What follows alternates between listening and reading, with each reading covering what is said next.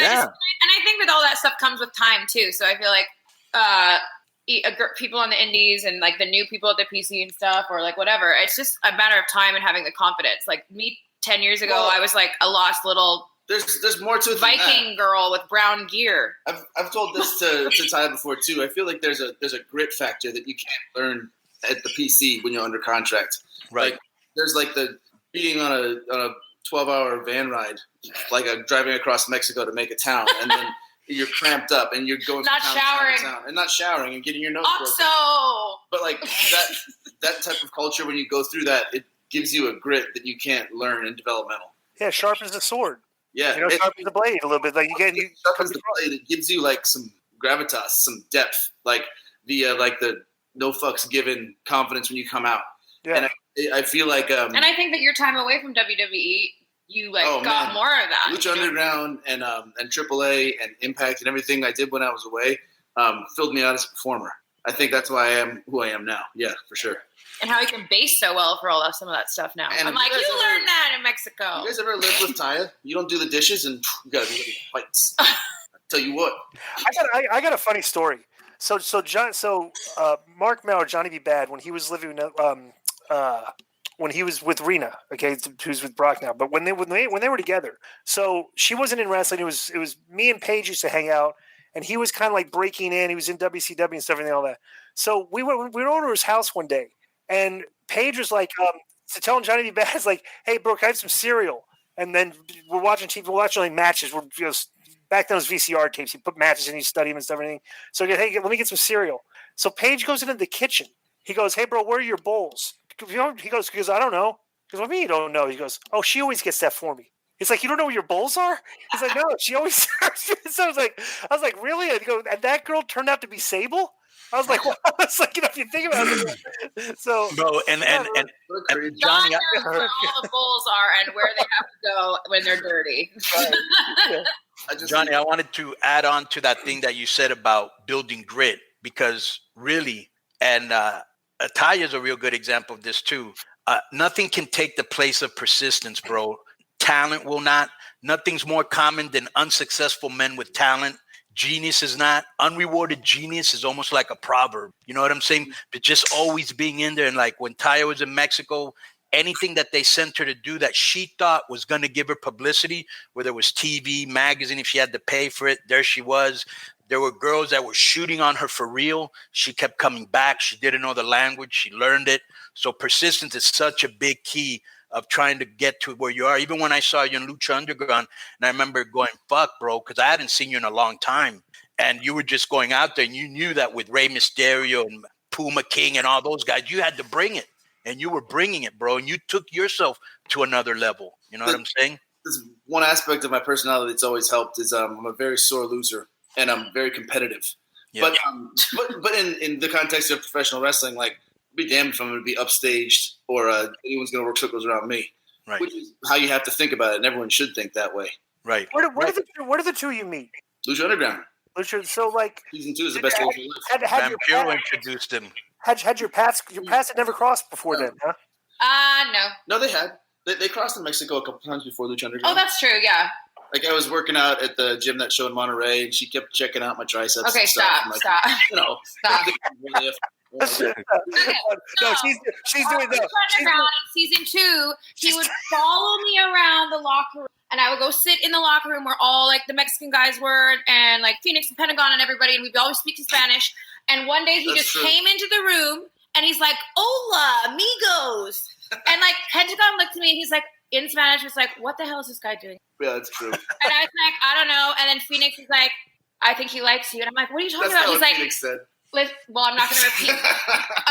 And then he like walked out, and they all were like, "Dude, we've been like now a whole season. Season 1 was a long season. I wasn't on it." And he's like, "We worked with this guy for a whole season. He didn't even freaking talk to us." Yeah, he did. I was nice to the guys. I didn't march into the locker room and like shake everyone's hand like that though. And he circled my makeup chair like a shark. Like it was stole my tanner. Shark hungry for that chum. Ew. And by the way, great wedding too. Boom. Thanks for making it too. Woo! Oh, it was great. It was great having you there. Like that's what made it awesome. It's like your close family and friends are there, which is what. Yeah. It's kind of cool, if you think about it. if you look at the two of you and Cross, you know, like you put you two together, it's cool to see that like Konnan like put a stamp on a couple people, and like we see them and they've like really become successful, you know, and it's cool to see like the way we judge talent, you know, and like and you judge them and they become and you say, hey, this person is going to be a star, and you become a star, and that's cool, you know, to have that kind of clout in the business where you can say like, hey, look, I saw these, I knew these two would make it, you know, or these two, whatever. So I don't know, it's pretty cool. I owe a lot to Konnan. He was there for me in some pretty hard times and yelled at me a lot, and I cried and yelled at him a lot, and we hated each other and loved each other, and you know, like family does. And it continues to be that way. And I'm very aware that like I wouldn't be where I am today if it wasn't for you. What mistakes were you making that Konnan kind of like that was like when you first started, like you and him's relationship? Konnan's relationship? Yeah, what were you doing? Like, what were you doing that you guys would have arguments and stuff, and then like maybe you were agreeing and stuff? I was very, very, very overprotective of her, you know, and I didn't want her to get hurt, and she wouldn't listen to me, and so we bumped heads a little bit there, you know. Yeah, it was always like when I came from Calgary, when I moved to Mexico City, like. Are you from Canada? Are you Canadian? Yeah, I'm from Victoria, but I lived in Calgary where I went to university and then where I trained and started wrestling. And tell her who recommended you to me. Lance Storm, right? He has fluffy animals, but they're not dogs. Right. Teddy Hart. Does he wear shiny clothes? Teddy Hart. Teddy Hart did. She said that she used to be a bartender. Now you can imagine this, and that Teddy Hart would go to her bar and do backflips in the club, right? Club? Jesus. Remember? He would come in, like I met Ted when I was like 18, 19 years old, which is like last year. And he would come in and order Malibu pineapples and do backflips off my bar in like these sparkly outfits, and he'd have an entourage and like all the bouncers were like, your weird friend is here. He says he's on a guest list. I'm like, I don't know. Like, I didn't know. Like, I only just knew him, like, through that. You know what I mean? And, And then when I started wrestling, he was like, you should email my friend Konnan, and you should go train in Mexico. And I was like, okay. So I, like, wrote this email and, like, sent, like, I'd been wrestling, like, a year. And I thought I was, like, so good. And just sent him, I don't even want to know, like, some video that was probably just, like, horrible. And, like, photos. Bro, I still have all our emails. How about this? My third year in the business, I look back on the first tape I sent to a promoter after my first year, and I thought that was, like, a good tape. My third year, I look back, it's like, oh, my God. I can't send this to the guy. So, like, isn't it funny how you think you're good? Like before you ever even remotely close to being good, you know, something's like crazy. What your perception of good is, or like what you think looks awesome. Right.